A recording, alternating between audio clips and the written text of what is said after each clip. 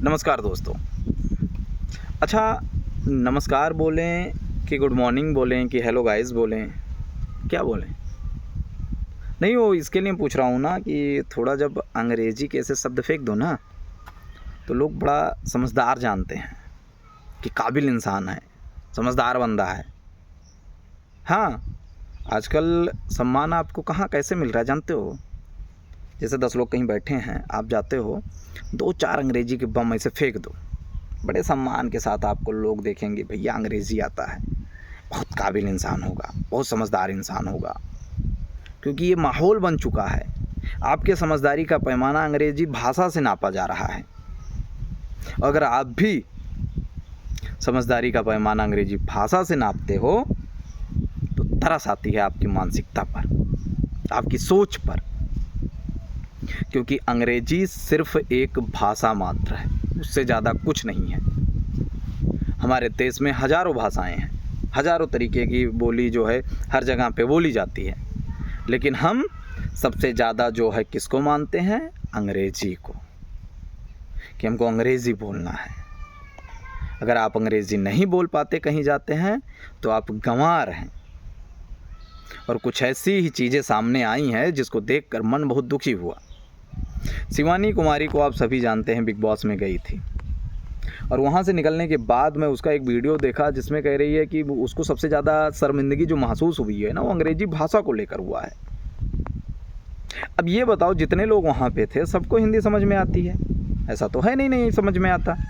कोई विदेशी होता, उसको हिंदी समझ में ना आती तो उसके लिए अंग्रेज़ी था कि हाँ, अंग्रेज़ी में बात करो, उसको समझ में आएगा। और उसके बाद में अपने ही देश में अगर आपको अंग्रेज़ी नहीं आती तो आपको शर्म महसूस करना पड़ रहा है। बताइए, ये कितने शर्म की बात है।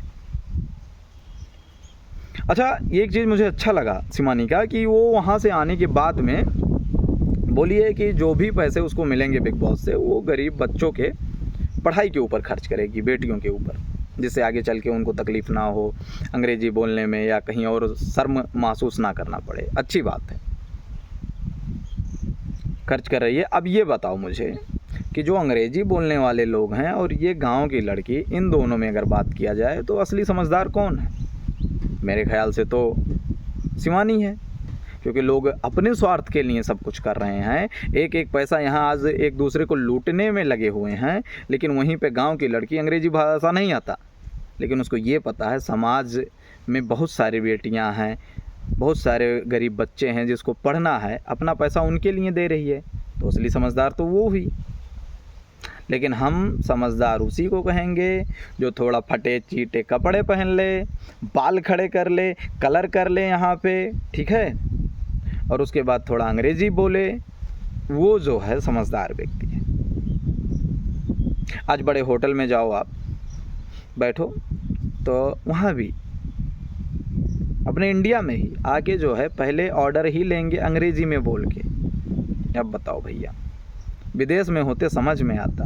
और हम भी क्या करते हैं, बड़े सभ्य तरीके से वहाँ पे जाके बैठ जाते हैं। सभ्यता से बैठना चाहिए, लेकिन हम भी वहाँ पे अपने आप को दिखावे में जो है ढाल लेते हैं। बड़े प्यार से, बड़े सभ्य तरीके से एकदम बैठेंगे ऐसे। घर पे भले ही उल्टे पलटे पड़े रहे, वहाँ शर्म आता है बोलने में हमको। हाँ, हमारे क्षेत्र में होटल है, वहाँ का मैनेजर, वहाँ के वेटर को हिंदी समझ में आता है, भोजपुरी समझ में आता है, तो क्यों ना हम भोजपुरी में बात करें कि वहाँ पे 10 लोग और बैठे हैं, अंग्रेज़ी बोलेंगे, थोड़ा मान सम्मान बढ़ेगा। हम भी तो ये गलती करते हैं ना। अब मैं खुद की बात बता रहा हूँ, गया था ऐसे चाइनीज़ सब जगह पे, अब तो देखते होगे आपकी लगती हैं दुकानें, ठीक है, जहाँ पे चाउमीन देते हैं और सब चाइनीज़ आइटम बनाते हैं। बहुत सारे लोग बैठे हुए थे। मैं बोल पड़ा, भैया वो छौकल का भतवा दो, जिसको हम फ्राइड राइस बोलते हैं। तो फ्राइड राइस सुनने में अच्छा लगता है, और राइस मतलब क्या हुआ बताओ? चावल, और चावल को हमारे यहाँ भात कहते हैं। अब फ्राइड मतलब क्या हुआ? भुना हुआ। तो छौका बोलते हैं। तो मैं बोल दिया छौकल का भतवा दो, तो लोग हंसने लगे। आखिर हुआ उसका मतलब वही ना।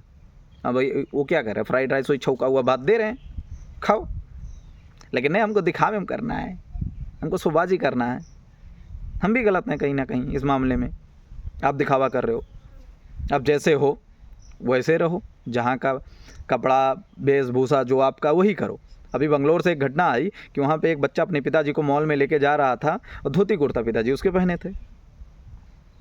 अब धोती कुर्ता पहने थे तो अंदर नहीं जाने दिए। अब ये कौन लोग हैं? मैं कहता हूँ आप जहाँ भी रहो अपनी भाषा मत भूलो। और अंग्रेजी समझदारी का पैमाना नहीं तय करता, और जो लोग अंग्रेजी को समझदारी से जोड़ते हैं उनको वहीं सामने जवाब दो। कहीं भी जाओ, मैं तो ठान लिया हूँ कि अंग्रेजी जो है बोलना ही नहीं है अपने इंडिया में। जहाँ भी जाना है, कौन लोग हैं जिसको हिंदी समझ में नहीं आता, और कौन लोग हैं वो जो अंग्रेजी से समझदारी का पैमाना तय करते हैं। सामने बैठे तब हम बात करें उनसे।